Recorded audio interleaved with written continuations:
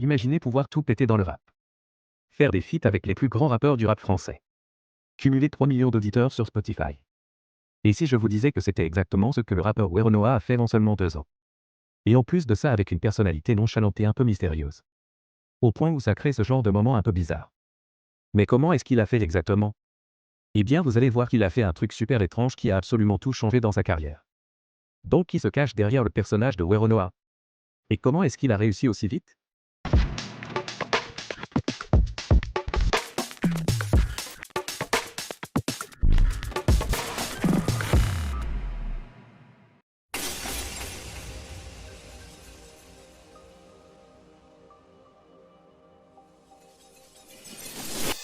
Bienvenue sur Tapis Rouge. Si tu veux comprendre d'où vient Weronoa, il faut aller sur le terrain. Parce que ce mec, c'est un mystère à lui tout seul. On a très peu d'infos sur ses débuts. En fouillant, le plus ancien indice que j'ai trouvé remonte à 2015 via son compte Instagram. Et ce qu'on découvre, c'est qu'avant même de penser au rap, il menait déjà une vie rythmée entre soirées, destinations exotiques et grosses voitures. Un lifestyle qu'on retrouve en filigrane dans ses sons. Vivre une vie de rêve, sous le soleil, loin du quartier. Et le rap devient pour lui le moyen de tracer cette route. Contrairement à beaucoup d'artistes dont je parle ici, Weronoa commence le rap assez tard, autour de 2019 à 2020. Il écrivait bien quelques textes avant, mais jamais avec l'idée d'en faire un métier. Il a vraiment commencé à s'y mettre sérieusement il y a 3 ans, inspiré par des figures comme Lacrim, une inspiration qu'il considère presque comme familiale. D'ailleurs, Lacrim sera présent sur son projet et vous verrez, son influence a été déterminante dans la suite de son parcours. Et c'est comme ça que tout a commencé, quelques séances en studio, quelques morceaux posés. Puis l'histoire s'écrit. Et même si à ce moment-là il n'a pas encore une fanbase solide, il développe son propre univers. Ce qu'il cherche, ce n'est pas juste rapper pour rapper. Il veut marquer, créer une ambiance, un personnage. Qui est vraiment Weronoa? D'où lui vient ce charisme un peu brut, presque cinématographique? Mais ce qui est sûr, c'est qu'à force de travail, les résultats commencent à tomber.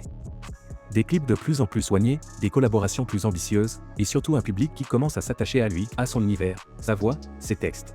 Et là, retournement de situation, Weronoa croise la route de Sadek. Il lui fait écouter quelques sons. Et là, claque monumentale.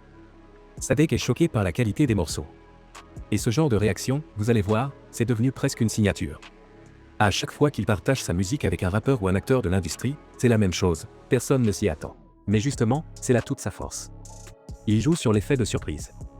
Dès les premières secondes d'écoute, les gens hallucinent. On dirait un mec qui traîne en studio depuis 10 ans. Mais revenons à Sadek. Dès qu'il entend Weronoa, il appelle direct Core, un poids lourd de la prodé en France. Core débarque, écoute, et même réaction.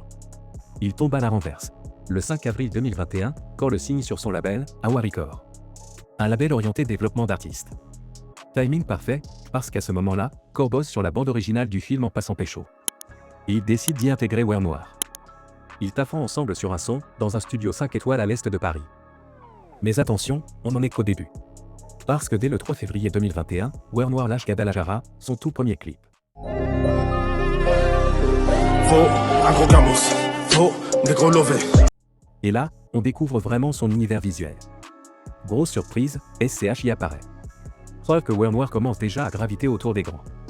Ce qu'on peut dire, c'est que Weronoa est très bien entouré. Et ça, dès le début. Il s'est directement connecté au mastodonte du rap français et vous allez vite comprendre que c'est l'une de ses plus grandes forces.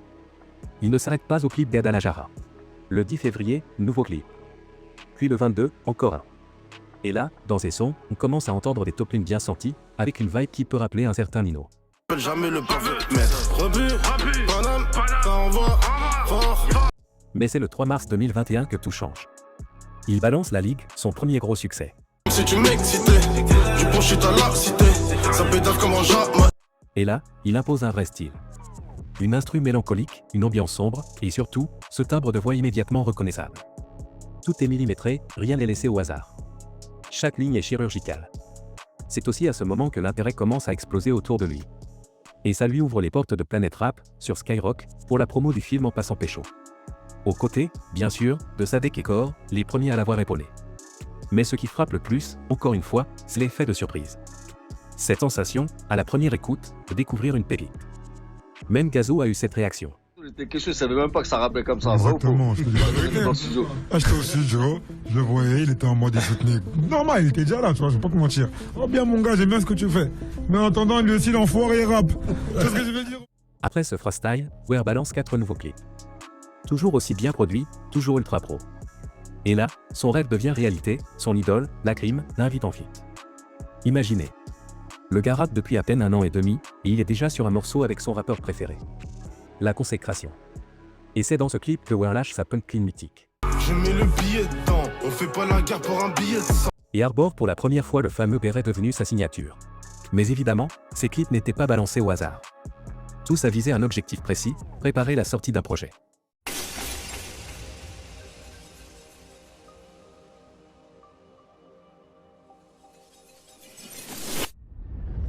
Telegram, c'est une appli de messagerie, comme WhatsApp, mais avec un énorme avantage. Tu peux créer un canal où tu envoies des messages à toute ta communauté.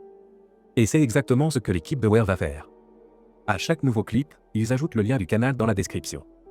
Un moyen malin et direct de fidéliser l'audience. Telegram, c'est bien plus qu'un simple titre de projet. C'est toute une stratégie, pensée dès le départ pour connecter directement avec sa communauté. Grâce au canal Telegram, chaque fan recevait les infos en avance, sorties de clips, teasing de sons, visuels inédits. C'est comme s'il t'envoyait un message perso. Et ça crée une vraie connexion. Et l'accueil est à la hauteur, Telegram permet à Ware de franchir un cap. On commence à parler de lui sérieusement dans les médias spécialisés. Les chiffres montent. Et il arrive à ce moment si particulier où l'artiste n'est plus juste une promesse, mais une confirmation. Et là, petit à petit, le canal Telegram de Werenoi commence à prendre de l'ampleur. À chaque nouveau clip, les gens cliquent, s'abonnent et le canal grossit. C'est un peu comme un club privé. Quand tu reçois un message dessus, c'est comme si ton pote t'envoyait un texto. Résultat, taux d'ouverture énorme. Parfois plus de 90%.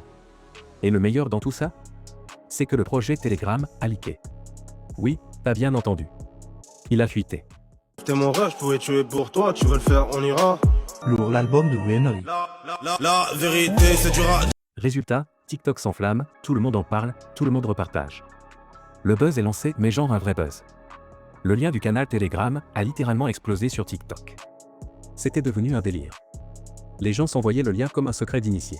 C'est limite devenu un mantra. Mais ce que personne n'avait vu venir, c'est que le leak de l'épée, c'était pas un accident. En regardant de plus près le tweet qu'il a posté à ce moment-là, tout laisse penser que c'est lui-même, Werenoi, qui a fait fuiter son propre projet.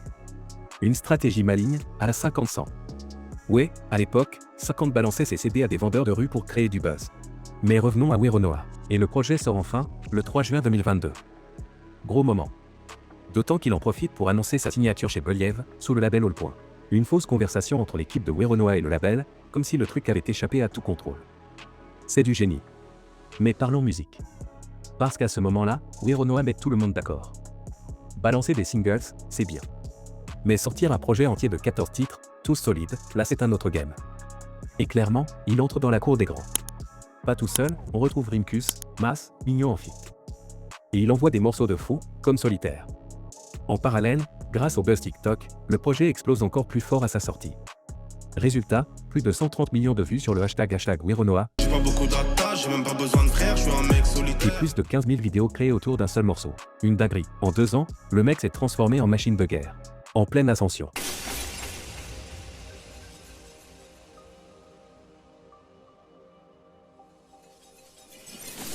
Et pourtant, il y a un détail qui intrigue. Un truc que même ses fans remarquent, et qui a fait parler. Vous avez capté dans les clips, il ne sourit jamais. Zéro émotion sur le visage. Même quand il explose tout, même quand il est au sommet. Ce côté froid, mystérieux, presque distant, c'est devenu sa marque de fabrique. Alors, est-ce volontaire? Mais une chose est sûre, ça participe à l'aura du personnage. Et ça, c'est puissant. Ce qui m'a toujours frappé chez Werenoi, c'est cette nonchalance énigmatique. Il a une seule expression, un mélange de calme et de mystère. Et en plus, il parle peu. Et forcément, les gens se sont mis à jouer avec ça. Le « défi du sourire » est né. On dirait qu'il est blasé à chaque interview. Même ses propres potes artistes l'appellent « l'homme breu » ou « le mystère du 93 ». Il donne si peu d'interviews que c'est limite un exploit d'en trouver une complète. Et ça pose une vraie question, est-ce une vraie stratégie ou seul le son parle? Ou est-ce juste lui, tel qu'il est, tout simplement? Dites-moi en commentaire ce que vous en pensez, parce que perso, j'ai pas tranché. Mais une chose est sûre, le mec garde le cap. Et justement, parlons-en. Le 10 mars 2023, Werenoi revient avec son album « Carré ». Et c'est pas une petite sortie. 3 millions de streams en 24 heures. Oui, 3 millions. Et comme toujours, il n'arrive pas seul, il est entouré de PLK, La Crime, Chacola et Mio, rien que ça. Des titres puissants, des frais styles sales, des ambiances sombres. Pour la descente, 9-3 dans la cage d'escalier. Y'a de l'écaille pour ceux qui veulent l'escalade, c'est que sous les skis à la... L'album est une validation totale. Il prouve que Werenoi n'est pas juste un artiste prometteur, mais bel et bien un joueur confirmé dans la cour des grands.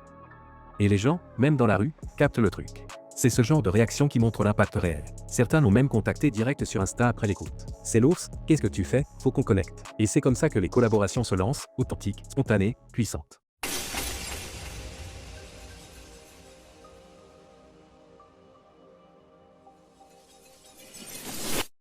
Aujourd'hui, Weronoa n'est plus. Son départ brutal a laissé un vide immense dans le paysage du rap français. Mais ce qu'il a construit en si peu de temps continue de résonner. Sa voix, son style, son mystère, tout ça reste gravé. Il nous laisse une œuvre dense, marquée par une rigueur rare, une esthétique forte, et cette phrase qui résume peut-être le mieux son esprit. Le plus malin, c'est pas celui qui l'ouvre, non, c'est celui qui se tait. Une ligne simple, mais puissante. Ici, Tapis Rouge, on rend hommage à un artiste qui a su imposer le silence comme une force, et la musique comme seul langage. Merci d'avoir regardé. Prenez soin de vous, et surtout, écoutez bien ce que les silences racontent.